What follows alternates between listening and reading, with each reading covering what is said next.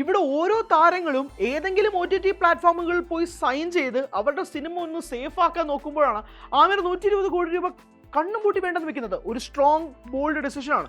പക്ഷേ ഇത് മണ്ടത്തരമാകാനുള്ളൊരു സാധ്യതയുണ്ട്. അതുകൊണ്ടാണ് നമ്മൾ ആദ്യമേ ചോദിച്ചത് ആമിർ ഖാൻ ചെയ്യുന്നത് മണ്ടത്തരമാണോ എന്നുള്ളത്. കാരണം ഈ ടെക്നോളജിക്കൽ വേൾഡിൽ, OTT വേൾഡിൽ വൈ ദിസ് ഡിസിഷൻ, ഇത് വളരെ പ്രധാനപ്പെട്ട ഒരു ചോദ്യം കൂടിയാണ്. കാരണം തഗ് ലൈഫ് അല്ലേ, മണിരത്നം കമൽ ഹാസൻ കൂട്ടുകെട്ടിൽ 38 വർഷങ്ങൾക്ക് ശേഷം റിലീസിനെത്തുന്നു. ഒരു ബ്രാൻഡിങ് ക്രിയേറ്റ് ചെയ്ത് ജോജു, അശോക് സെൽവൻ, സിലംബരസൻ, തൃഷ, അഭിരാമി, ഐശ്വര്യലക്ഷ്മി, വമ്പൻ താരനിരയും ഇറക്കിയിട്ട് എന്ത് സംഭവിച്ചു? AR റഹ്മാൻ മ്യൂസിക്കും. ആഗോളതലത്തിൽ 50 കോടി രൂപയാണ് ചിത്രം കളക്ട് ചെയ്തത്. 200 കോടിയാണ് ആ ചിത്രത്തിന്റെ ബഡ്ജറ്റ്. അത് പിടിച്ചു നിൽക്കാൻ കുറച്ചെങ്കിലും കാരണമുണ്ടെങ്കിൽ അതിന്റെ മ്യൂസിക് റൈറ്റ്സും അതിന്റെ OTT റൈറ്റ്സുമാണ്. ഇങ്ങനെ ഒരു സിനിമയ്ക്ക് മേൽ വിശ്വാസം അർപ്പിക്കുമ്പോൾ ആ സിനിമ, ഇപ്പോൾ ലാൽ സിംഗ് ചദ്ദ പോലൊരു സിനിമയ്ക്ക് ആമിർ വിശ്വാസം അർപ്പിച്ചത് തിയേറ്ററുകളിൽ വർക്കൗട്ട് ആയില്ല. എന്നിട്ടും ആമിർ പ്രേക്ഷകർ തിയേറ്ററിലേക്ക് വരുമെന്ന് വിശ്വസിക്കുന്നുണ്ടെങ്കിൽ എന്തുമാത്രം കോൺഫിഡൻസ് ആയിരിക്കും അയാൾക്ക് ആ സബ്ജക്റ്റിനെ കുറിച്ചുള്ളതാണ്. ബട്ട് ഈ ഒരു ഡെസിഷൻ എന്തായാലും മൾട്ടിപ്ലക്സ് അസോസിയേഷൻ ഓഫ് ഇന്ത്യ ഒക്കെ കൈയടിച്ച് പ്രോത്സാഹിപ്പിക്കുന്നുണ്ട്. കാരണം അവർക്ക് സ്വാഭാവികമായിട്ടും തിയേറ്ററുകളിലേക്ക് ആളുകൾ വരണം. അതുകൊണ്ട് തന്നെ OTTയിൽ വേണ്ടെന്ന് വെക്കുമ്പോൾ തിയേറ്ററിനെ പിടിച്ചു നിർത്താൻ വേണ്ടി ആമിർ ചെയ്യുന്നു. തിയേറ്ററുകൾക്ക് വേണ്ടി മാത്രമാണ് ആമിർ സിനിമകൾ ചെയ്തിട്ടുള്ളത്. അതുകൊണ്ട് തന്നെ ആമിറിൻ്റെ ഈ ഒരു തീരുമാനത്തെ ഞങ്ങൾ സപ്പോർട്ട് ചെയ്യുന്നുണ്ട്.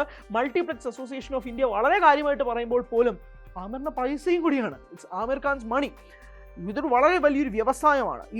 ഇതിനെ അങ്ങോട്ടും ഇങ്ങോട്ടും ഇപ്പോൾ മാത്രമാണ് കോവിഡിന് ശേഷം ഒന്ന് ബാലൻസ് ചെയ്ത് പോകാൻ പറ്റുന്നത്. തിയേറ്റേഴ്സും OTTസും തമ്മിലൊരു ധാരണ എത്തിക്കൊണ്ടിരിക്കുന്ന ടൈമും കൂടിയാണിത്.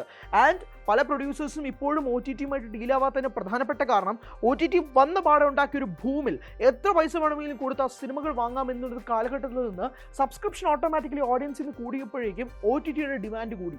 OTT പറയുന്നു സിനിമകൾ തിയേറ്ററുകളിൽ ഓടിയ സിനിമകൾ മാത്രമേ ഞങ്ങൾ വാങ്ങുകയുള്ളൂ. അങ്ങനെ ഈ സിനിമകൾ നിർമ്മിച്ച നിർമ്മാതാക്കൾ എല്ലാവരും വളരെ പ്രതിസന്ധിയിൽ നിൽക്കുന്നൊരു ഘട്ടത്തിൽ OTTയും നിർമ്മാതാക്കളും തമ്മിൽ ഡീലുകൾ ഇപ്പോഴും തുടർന്ന് നിൽക്കുന്ന ഒരു സാഹചര്യത്തിൽ, ഇപ്പോഴും ഇത് തമ്മിൽ ഒന്ന് ബന്ധിപ്പിക്കാൻ പാടുപെടുന്ന സാഹചര്യത്തിൽ ആമിറിനെ പോലെ ഇന്ത്യയിലെ ഏറ്റവും പ്രധാനപ്പെട്ട ഒരു സ്റ്റാർ ഈ ഒരു ഡിസിഷൻ എടുക്കുമ്പോൾ സ്വാഭാവികമായിട്ടും OTTയും പ്രൊഡ്യൂസേഴ്സും തമ്മിലുള്ള ആ ഒരു ഫ്രിക്ഷൻ ഇനിയും കൂടാനേ സാധ്യതയുള്ളൂ. അല്ലെങ്കിൽ ഇന്നത്തെ ലോകത്തൊരു ഫാൻറ്റസി വേൾഡ് ക്രിയേറ്റ് ചെയ്ത് OTTയെ നമ്മൾ വാനിഷ് ചെയ്യുന്ന രീതിയിലേക്ക് മാറ്റണം, which is not at all possible.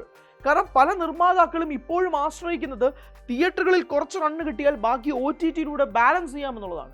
അവിടെയാണ് ആമിർ ഈ ഒരു ഡിസിഷൻ എടുക്കുന്നത്.